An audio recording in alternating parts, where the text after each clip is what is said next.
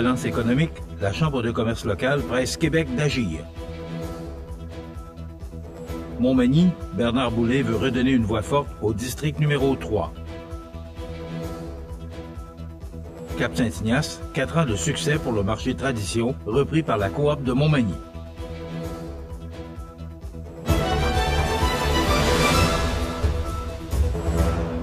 Jeudi 2 octobre 2025. Bonjour mesdames et messieurs, bienvenue à votre bulletin d'actualité sur le réseau de télévision CEMA TV. La Chambre de commerce et d'industrie de la MRC de Montmagny, appuyée par la Fédération des chambres de commerce du Québec, lance un appel pressant au gouvernement pour redonner un nouvel élan à l'économie du Québec. En effet, selon ses dirigeants, il ne reste qu'une seule année au mandat actuel pour poser des gestes concrets et tangibles. La directrice générale de la Chambre, Nicole Robert, estime que le temps presse. Chaque jour, des entrepreneurs expriment leur impatience. Le retard de productivité, le manque de main-d'œuvre et des finances publiques fragiles exigent des actions fortes et rapides, a-t-elle souligné. 4 chantiers prioritaires sont mis de l'avant. D'abord, un allègement fiscal et réglementaire pour offrir de l'oxygène aux PME, souvent étouffées par la bureaucratie. Ensuite, une politique d'approvisionnement préférentiel plus ambitieuse, afin de favoriser les entreprises locales plutôt que les plus bas soumissionnaires étrangers. Le 3e chantier vise le recrutement de 106 000 travailleurs immigrants par année pour combler les besoins criants en main-d'œuvre, particulièrement dans les régions. Enfin, la Chambre de commerce magny-montoise réclame un plan clair pour la réhabilitation et le maintien des infrastructures publiques essentielles au dynamisme économique et à la mobilité de la population. La Chambre de commerce de Montmagny regroupe les gens d'affaires de la MRC de Montmagny et travaille à informer, rassembler et défendre leurs intérêts. De son côté, la Fédération des chambres de commerce du Québec représente plus de 45 000 entreprises partout au Québec. Ensemble, elles demandent au gouvernement de poser rapidement des gestes structurants afin de soutenir l'économie et les communautés locales. Bernard Boulay entre officiellement dans la course aux prochaines élections municipales. C'est avec fierté qu'il confirme sa candidature dans le district numéro 3 en réaffirmant son engagement envers les citoyens et son désir de défendre leurs intérêts. Sur ses affiches de campagne, son message est clair. Ensemble, faisons entendre la voix du district numéro 3. Un slogan qui, selon lui, traduit sa volonté de proximité et de dialogue avec la population. Fort de son expérience comme conseiller municipal, M. Boulay rappelle avoir contribué à des projets rassembleurs, notamment l'aménagement d'un pump track et d'un terrain de pickleball, des installations sportives qui animent aujourd'hui la vie communautaire au Parc Saint-Nicolas. Il souligne également l'importance d'avoir rendu hommage aux instigateurs et aux bénévoles qui ont permis de transformer ce parc en véritable joyau collectif. En tant que maire, il a aussi participé, aux côtés du Club Richelieu, à l'inauguration de l'îlot de biodiversité, un projet axé sur la protection de l'environnement et la mise en valeur du patrimoine naturel. Pour Bernard Boulay, ces réalisations illustrent sa vision, soit celle de bâtir une communauté dynamique où sport, environnement et engagement citoyen se côtoient au bénéfice de tous. Il invite maintenant les citoyens du district numéro 3 à venir le rencontrer afin d'échanger sur leurs préoccupations et leurs priorités. Son objectif est d'être à l'écoute, demeurer accessible et porter fièrement la voix de son milieu au conseil municipal. Avec son slogan rassembleur et son expérience en politique municipale, Bernard Boulay veut incarner un leadership à l'image de sa communauté, proche des gens et tourné vers l'avenir. 4 ans de succès pour le marché tradition repris par la coop de Montmagny. Plus de détails après la pause. Le restaurant Pizzeria Porto Bellissimo, un incontournable à Saint-Jean-Port-Joli. Pizza débordante de garniture, menu varié et abordable. Délicieux dessert avec des produits de grande qualité des gâteries de l'Ami. Porto Bellissimo et les gâteries de l'Ami, route de l'église à Saint-Jean-Port-Joli. Pour bien commencer la journée, visitez votre dépanneur Ultramar Marché Express. Faites le plein de café et de viennoiserie et profitez-en pour vous gâter. Vos 3 dépanneurs Ultramar Marché Express à Montmagny, Berthier et Saint-Pierre vous accompagnent tout au long de la journée. Vous regardez CMA TV, le réseau de l'information sur la Côte-du-Sud. La coopérative de Montmagny, le magasin Coop IGA Extra, souligne avec fierté le 4e anniversaire de la reprise du commerce Les Marchés de Tradition de Cap-Saint-Ignace, prévu les 4 et 5 octobre prochains. Depuis cela, le magasin poursuit sa mission, soit de nourrir les communautés, soutenir la croissance socio-économique locale et offrir un service de proximité ancré dans les valeurs coopératives. Cette réussite est rendue possible grâce à l'engagement des membres, des employés, du conseil d'administration et de toute la population. Ensemble, ils ont contribué à bâtir et à consolider un commerce qui stimule la vitalité de Cap-Saint-Ignace et de la MRC de Montmagny. Pour souligner l'événement, une ambiance festive attend les clients. Chaque visiteur se présentant en magasin le samedi 4 octobre ou le dimanche 5 octobre, entre 8h et 18h, recevra un cupcake préparé par la pâtissière Nathalie Morin. De plus, les 50 premiers clients de chaque journée auront droit à une surprise spéciale. La coopérative profite de cette occasion pour rappeler l'importance de l'achat local. Le marché offre un large éventail de produits alimentaires, mais aussi une sélection variée de bières, vins et spiritueux, rendue possible grâce à une récente entente avec SAQ Agence.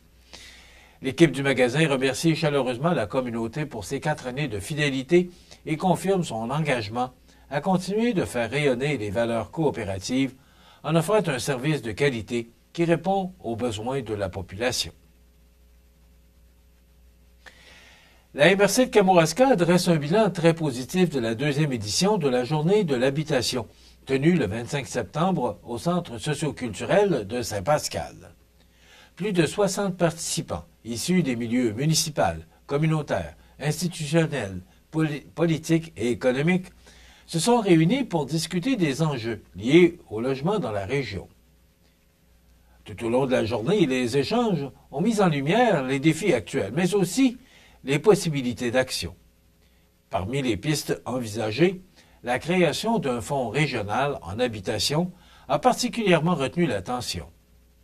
Une telle initiative pourrait contribuer à améliorer l'accès au logement et à en rehausser la qualité pour les citoyens du Kamouraska. Les participants ont également bénéficié d'un atelier interactif et de présentation d'experts, ce qui a enrichi la réflexion collective et permis d'identifier des solutions adaptées aux besoins du territoire. Ces discussions confirment l'importance de la collaboration intersectorielle pour répondre efficacement aux attentes de la population. Le préfet de la MRC, Sylvain Roy, a salué l'engagement des acteurs présents. La Journée de l'habitation démontre à quel point les intervenants du Kamouraska sont mobilisés pour trouver des solutions aux enjeux de logement. La participation active et l'ouverture des différents milieux sont inspirantes et laissent présager des retombées concrètes pour notre région. La réussite de cette édition a aussi reposé sur l'implication du comité régional en habitation, la collaboration de plusieurs partenaires, ainsi que l'accueil de la ville de Saint-Pascal et de son service des loisirs. L'événement a été rendu possible grâce au soutien financier du ministère des Affaires municipales et de l'Habitation via le Fonds Région et Ruralité. Avec cette mobilisation, le Kamouraska réaffirme sa volonté de bâtir des solutions durables pour l'habitation aujourd'hui et pour les années à venir.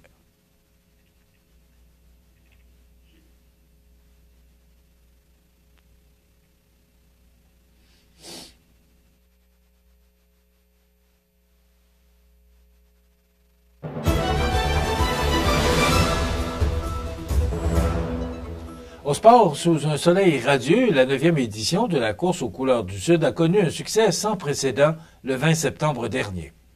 Pas moins de 375 coureurs et marcheurs se sont rassemblés pour vivre ou revivre cette expérience festive et haute en couleurs.